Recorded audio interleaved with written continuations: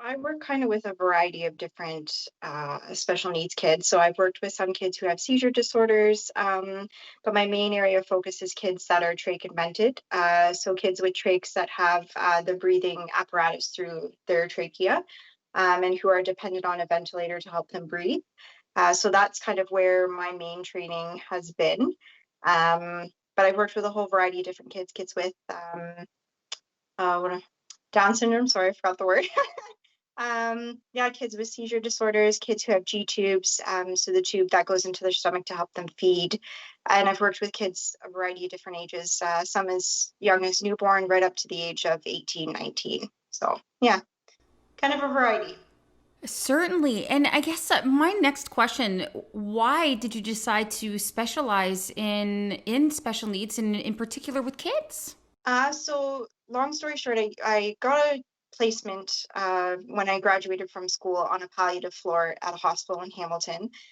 It I did not enjoy it at all. It was not what I really wanted to do career-wise. I was there for about 4 months and it just was not really what I wanted to do. So I kind of was just looking around on Indeed, just looking for some different things I could look into. And I had seen a posting for to work in a home with special needs kids out in Guelph. I went down for the interview. I had let the girl know, like, listen, I don't have any experience with kids. I mean, I was a mom at the time, so I was like, I only have experience with my own kid. She's not special needs. Um, and basically, I walked out of the interview, and the girl's like, I really think you'd be vibrant. I think you'd be a really good fit with the kids. So I started working on their kids side because they had an adult side and a kid side as well. So I was on with the kids and I absolutely loved it. The kids have their own personalities. Some of them they're nonverbal, so they can't really talk to you, but the kids are so expressive. So I mean, when they're happy, they're just the most amazing kids you could work with. And then obviously you have your kids who get upset, but I think because of that mother instinct, a lot of the kids could kind of clue in that I was a mom, that I had that instinct with kids. So a lot of kids enjoyed working with me. And again, I love kids, so I love being goofy and all that stuff with them. And it was kind of one of those things that I'm like, yeah, I really want to do this. They've got it harder in life. They've got to fight harder for what they want. And I would see that resilience in them and that fire. And I was just like you kids amaze me every single day. And that was always the most rewarding part is I never would feel like, oh, I gotta go to work. Oh, I don't like my job. Like many people do. It's the mundane thing you do. It's like I love going to work because I love doing the different things with kids. They'd love to play. They'd love when I'd read them stories. I used to sing with them, sit with them in bed, and it was just one of those things. Kids just love it. They love it. What are some of the things that maybe people that don't know about your job that is really important for people to know when it comes to taking care of kids with special needs? So kids with special needs usually are there's a big stigma around them because you feel a lot of times people feel like intellectually they're not on the same level as you when really they are. They're very bright kids. They just may not be able to express it that way. So some of the challenge with this pandemic is just, I mean, with the schools not being open now, special needs kids, that's what they look forward to is going to school, seeing their friends that are in the classroom with them, having teachers and workers that really care working about with them.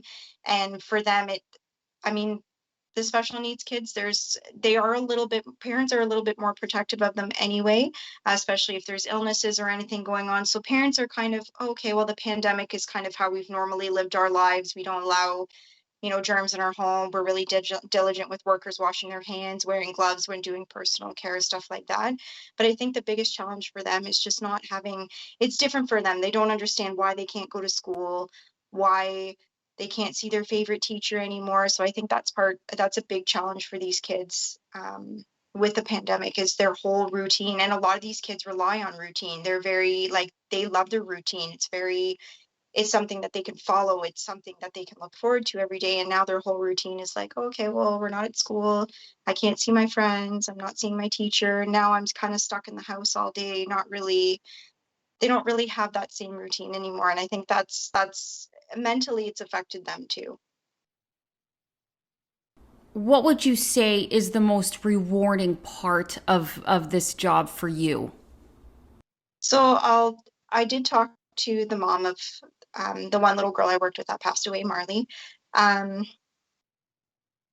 she was a really great kid. Um, the rewarding part with her was when I started working with her, she was a year old and she was only 7 pounds. She was this tiny, frail little girl who was no bigger than my daughter I just had back in January.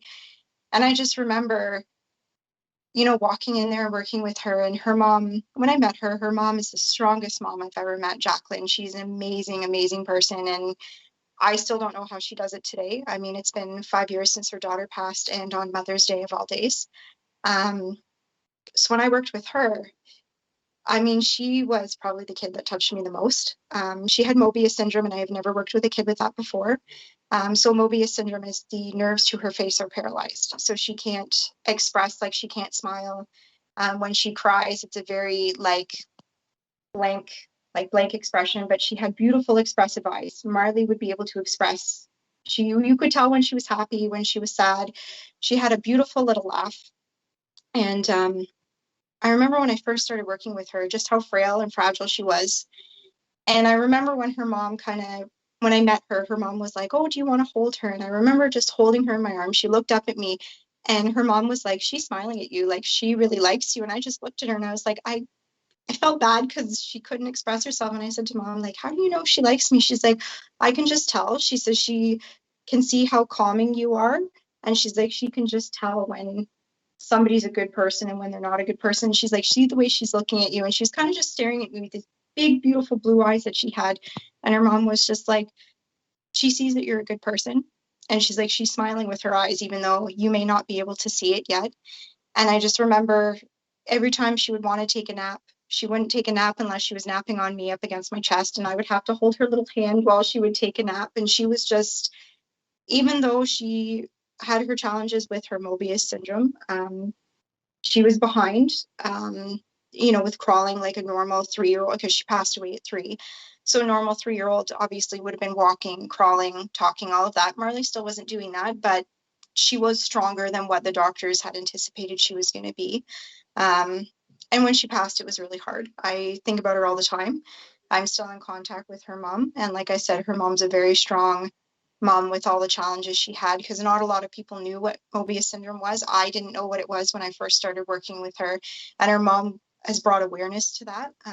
So for her, she definitely was one of the kids that obviously touched me the most. I still have a framed picture of her in my home that I look at often. And I talk to her mom all the time. We talk about Marley, and her mom has set up a foundation under her name, the Marley Brown Foundation. So again, her mom still keeps the memory of her alive every day and what she does. So she's definitely one of my kids that I think of the most. She's definitely one of the kids that has stayed with me the longest. So then, as as National Nursing Week comes to an end, then, and just through your story and your experience, what do you hope that people take away from what you do and your story? So really, I think nurses, we've been doing this for a really long time, even pre-pandemic. This is just kind of something we've normally done every day. We go to work working with diseases that, are kind of just, we roll with the punches and just deal with it, right? And the pandemic is nothing new for us. We may wash our hands 1,000 times more. We may have to wear a mask for longer than we like during the day. But I just want people to know that it's not just the pandemic that we should be recognized for. We work hard all year long to take care of you and your loved ones. It's not just something that should be recognized now because of pandemic. Yes, we've got a lot more on our plates now. But yeah, this is just something we've always done. It's nothing really out of the norm for us. You're answering the call. Yeah, pretty much. Well, thank you so much for taking the time to speak with me, Erin. I really do appreciate it. Thank you.